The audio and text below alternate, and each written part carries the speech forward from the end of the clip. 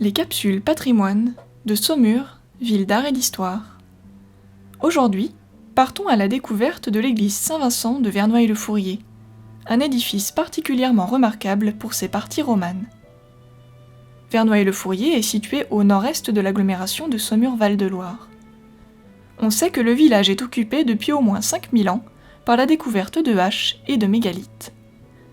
D'ailleurs, le suffixe -oy de Verneuil, dérivé de yalo, un terme gaulois qui signifie clairière ou lieu défriché, laisse penser que les premiers hommes ont peu à peu gagné du terrain sur la forêt environnante dès l'âge de bronze, soit environ 2000 ans avant notre ère.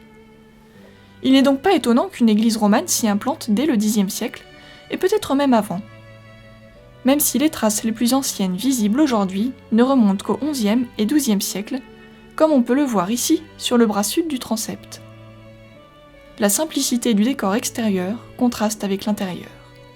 Ce bras sud, haut de 16 mètres, est voûté en berceau et richement décoré.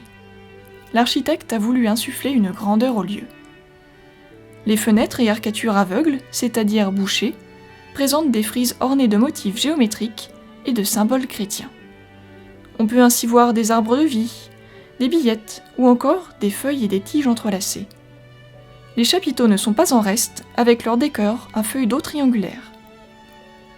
Mais l'élément le plus curieux de ce bras de transept se trouve niché à mi-hauteur d'une colonne adossée qui se dédouble dans sa partie inférieure.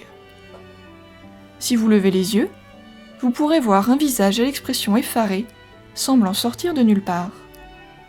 Unique dans l'église, ce visage grotesque fait penser aux mascarons, ces figures fantaisistes créées pour éloigner le malin.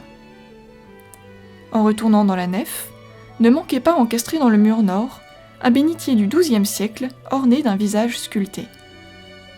Les fonds baptismaux en pierre du XIVe siècle, ornés de 4 têtes sculptées, sont également remarquables. Au niveau du chœur et de l'entrée principale, de très beaux vitraux historiés du XIXe siècle baignent les lieux de 1001 couleurs. L'un d'entre eux représente le martyre du saint patron de cette église, qui fut rôti sur un gril au début du IVe siècle. La dédicace à Saint Vincent, patron des vignerons, laisse penser que le village était autrefois entouré de vignobles.